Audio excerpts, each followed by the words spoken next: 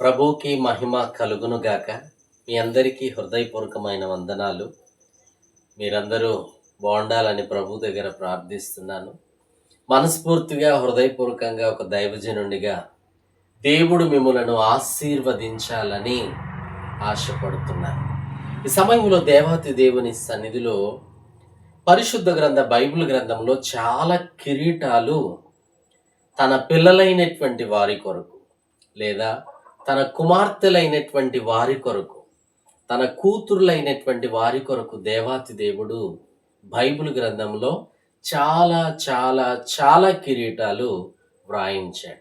ఈ సమయం అనుకూలతను బట్టి ఒక 3 విషయాలు మనము 3-4 విషయాలను నేర్చుకుందాం, జ్ఞాపకం చేసుకుందాం. నెంబర్ 1, మొట్టమొదటిగా చూచినప్పుడు సంవత్సరమును నీ కొరకు ఆయన దయా కిరీటముగా ధరింపచేసేవాడై ఉన్నాడు. అంటే ఒక సంవత్సరము కిరీటముగా దయను కలిగి ఉన్నటువంటి దేవాతి దేవుడు నీ జీవితంలో ఆయుష్కాలంనిచ్చి, ఆరోగ్యమునిచ్చి, పొడిగించి ఆ సంవత్సరములను దేవుడు బహుమానముగా ఆయన దయచేసే వాడై ఉన్నాడు.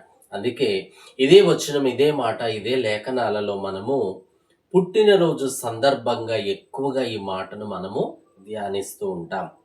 కీర్తనలు 65 కీర్తన 11వ వచనం. కీర్తనలు 65 కీర్తన 11వ వచనంలో ఈ మాట వ్రాయబడింది. ఏమని? సంవత్సరమును దయా కిరీటముగా నేను నీకు ధరింపచేసి ఉన్నాను అని. దేవుడు సంవత్సరమును ఒక దయా కిరీటముగా మనకు ధరింపచేసేవాడై ఉన్నాడు. ఆయుష్కాలం ఆయన చేతిలో ఉంది, ఆరోగ్యం ఆయన చేతిలో ఉంది. సంవత్సరములు, దినములు, ప్రతిదీ కూడా ఈ సృష్టి మొత్తం దేవుని చేతిలోనే నిర్మించబడి ఉంది. కనుక ఆయన ఇచ్చిన సంవత్సరాన్ని ఎలా గడపగలుగుతున్నావు? వ్యర్థంగా సమయాన్ని వృధా చేస్తున్నావా? టైం పాస్ చేస్తున్నావా? లేదా దేవుని సన్నిధిలో గడపగలుగుతున్నావా? ప్రార్థించగలుగుతున్నావా? దేవుని మాటలు వినగలుగుతున్నావా? వాక్యము అనేటువంటి ఆశను నీ హృదయములో, మనసు, అయ్యా ఇదిగో పోయినటువంటి సంవత్సరములో నా దినములు ఇక నేను లేను, అయిపోయాను అనుకున్నాను, కానీ నా ఆయుష్కాలం పొడిగించి ఆరోగ్యం ఇచ్చి మరొక సంవత్సరమును ఇచ్చినందుకు వందనాలని ప్రభు కృతజ్ఞత చెల్లించే వ్యక్తివిగా ఉన్నావా, లేవా? నెంబర్ 2, రెండో విషయంలోనికి వచ్చేసేసరికి దేవాతి దేవుడు జ్ఞానము కలిగినటువంటి వ్యక్తిని గూర్చి, అంతేకాదు యోగ్యురాలు తన పెనిమిటికి కిరీటమై ఉన్నది. సామెతల గ్రంథము 12వ అధ్యాయము 4వ వచనం. సామెతల గ్రంథము 12వ అధ్యాయము 4వ వచనం. యోగ్యమైన స్త్రీ, యోగ్యురాలుగా ఉన్నటువంటి వ్యక్తి తన భర్తకు ఆమె కిరీటముగా ఉంది. ఈ రోజున భార్య తన భర్తకు కిరీటం కదా. అలాంటి కిరీటాన్ని పోగొట్టుకునే వ్యక్తివిగా ఉన్నావేమో, పొందుకోలేని స్థితిలో ఉన్నావేమో. కొన్నిసార్లు భార్య మరి ఆ యొక్క చెప్పిన మాట వినట్లేదనో, కొంతమంది పురుషుల్ని మనం చూస్తాం, విపరీతంగా భార్యను బూతులాడటం, కొట్టటం, తిట్టటం, ఇష్టం వచ్చినట్లుగా విపరీతంగా వాళ్ళని కొట్టిపడేయటం, ఇలాంటి దృశ్యాలు చేస్తూ ఉంటాం.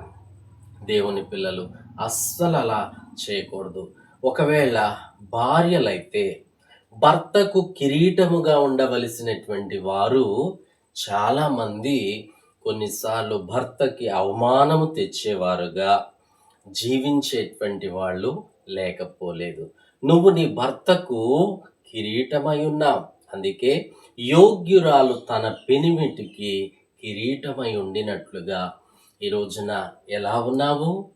మరి భర్త పట్ల బాధ్యత కలిగి ఉన్నావా? మంచి సహకారిగా ఉన్నావా? ప్రేమించే భార్యగా, ప్రేమించే భర్తవిగా నువ్వు, నీ ఫ్యామిలీ, నీ బిడ్డలు, నీ కుటుంబం, నీ కుమారులు, నీ సంతతి విషయంలో ఒక బాధ్యత కలిగి ఉన్నావా? పోషించగలుగుతున్నావా కుటుంబాన్ని? భార్య అయితే భర్తకు నచ్చింది వండి పెట్టడం, పిల్లల బాగోగులు చూసుకోవడం, ఆ యొక్క ఇంటి శాఖ మంత్రిగా అన్ని విధాలుగా భర్తను, పిల్లలను, కుమారులను, కుటుంబాన్ని చక్కగా చూచుకోగలిగిన స్త్రీగా ఉన్నప్పుడే నీవు యోగ్యురాలు, తన పెనిమిటికి కిరీటం అని చెప్పే మాట వర్ వర్తిస్తుందని చెప్పటంలో సందేహం లేదు. ఇకపోతే నెంబర్ 3 మూడో విషయంలోనికి వచ్చేసరికి, వృద్ధులను గురించి వినేసరికి, వృద్ధాప్యములో ఉన్న వారికి తల నెరుపు వారికి ఒక కిరీటము అని చాలా చక్కగా వాక్యము సెలవిస్తుంది. ఎందుకంటే వాళ్ళకి చాలా విషయాలు తెలుసండి. జ్ఞానము కలిగిన వాళ్ళు, కష్టాలు అనుభవించిన వాళ్ళు, నష్టాలు అనుభవించిన వాళ్ళు, కొన్నిసార్లు కడుపు నిండా తిన్న దినాలున్నాయి. పస్తు పడుకొని ఉండేటువంటి సమయాలు కూడా వారికి తెలుసు. అందుకే ఎన్నడూ కూడా పెద్దవారిని నీ జ్ఞానం లేదనో, పిచ్చిదానివనో, లేకపోతే వెర్రిదానివనో, నీకేం తెలుసులేను, చదువుకోలేదులే అని చెప్పి మన ఇంటిలో ఉన్నటువంటి ఒక పేరెంట్స్ లేకపోతే బంధువులు, ఒక నాయనమ్మ, ఒక తాతయ్య, లేకపోతే అమ్మమ్మన, ఇంకా ఎవరైతే పెద్దవాళ్ళు వృద్ధులు ఉంటారు, వాళ్ళని చూసుకోవాల్సినటువంటి బాధ్యత మనదే. ప్రేమిస్తున్నారా? ఇంత అన్నం పెట్టగలుగుతున్నారా? వారి బాగోగులు చూసుకుంటున్నారా? మంచి ఆరోగ్యముతో వాళ్ళు ఉన్నారా? లేదా వీళ్ళెందుకు అని చెప్పేటువంటి బాధను కలిగి ఉన్నారేమో.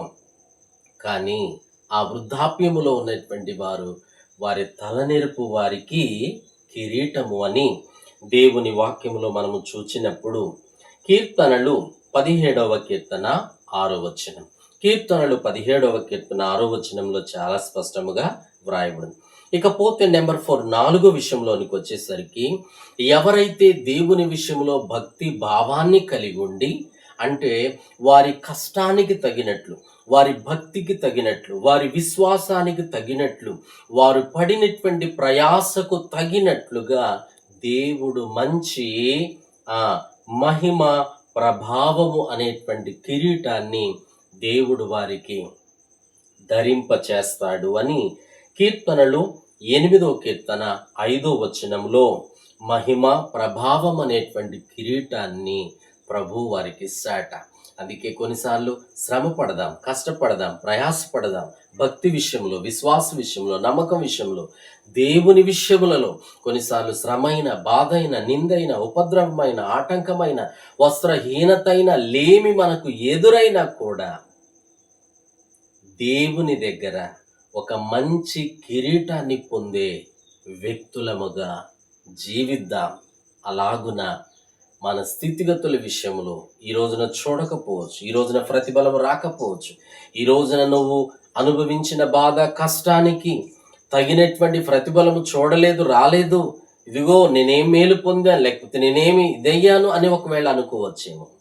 ఏదో ఒక టైంలో నీ భక్తిని బట్టి, నీ విశ్వాసమును బట్టి మహిమ, ఘనత, ప్రభావం అనేటువంటి కిరీటాన్ని ప్రభు ఆయన ఇచ్చేవాడై ఉన్నాడు. హల్లెలూయా.